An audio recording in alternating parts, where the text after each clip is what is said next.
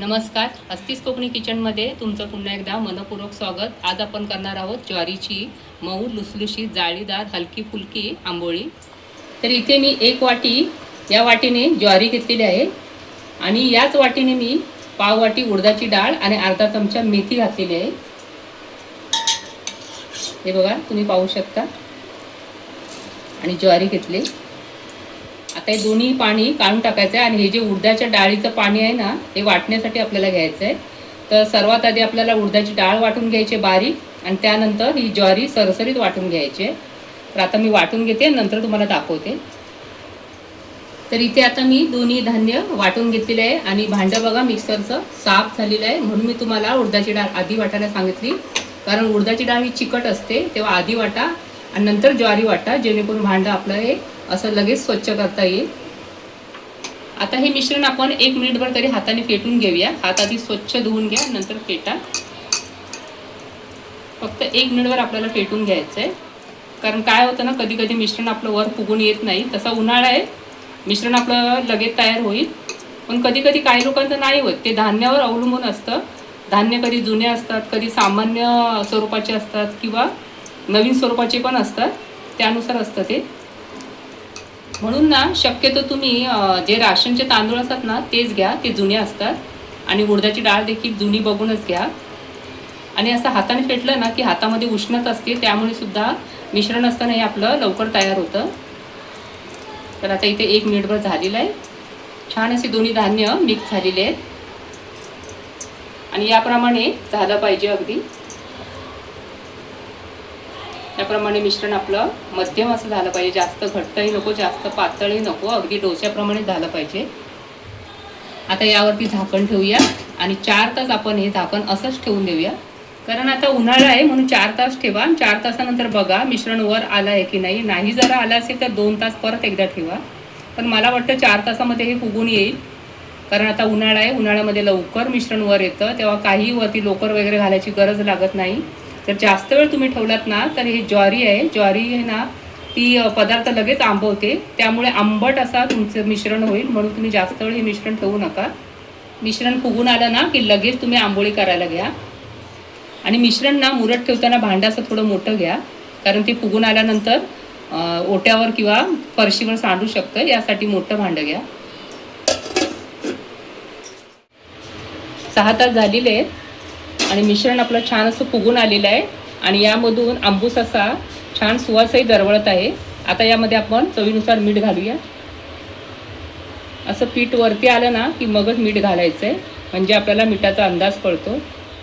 परत एकदा मिश्रण आपल्याला 1 मिनिटभर असं ढवळून घ्यायचं आहे, म्हणजे आपली आंबोळी छान अशी जाळीदार आणि हलकी फुलकी होते.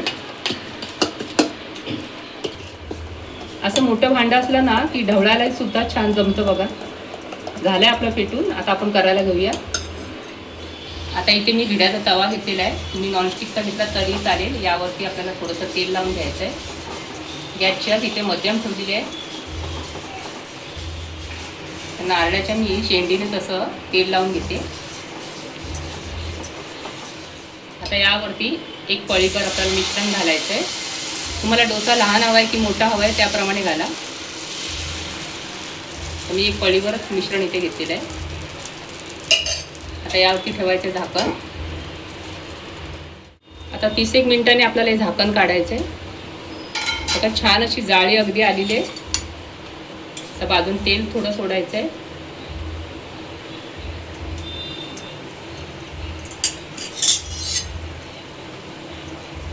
आणि आता हे पलटवून घ्यायचं आहे.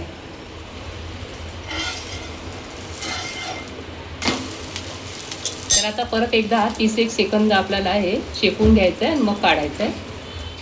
30 सेकंद झालेले आहेत, काढायचं आहे. आणि या जाळीवरती ठेवायचं आहे, म्हणजे याची जी वाफ आहे ती या जाळीतून निघून जाईल. परत एकदा दुसरं मी तुम्हाला दाखवते. परत थोडंसं तेल लावायचं आहे. गॅसची तिथे मध्यमच ठेवायचं आहे आणि शेवटपर्यंत मध्यमच ठेवा, कमी जास्त करू नका. परत 1 पळीवर आपल्याला यावरती मिश्रण सोडायचं आहे. या मिश्रणापासून तुम्ही आप्पे किंवा इडली नाहीतर मग पेपर डोसा देखील करू शकता. पण पेपर डोसा जर करत असाल ना तर मग ज्वारी अगदी बारीक वाटा,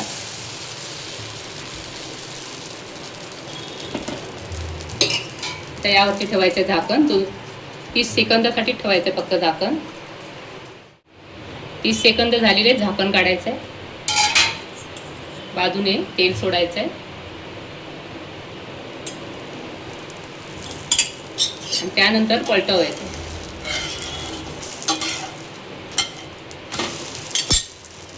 आणि परत 30 सेकंदासाठी झाकण ठेवायचं. 30 सेकंद झालेले काढूया.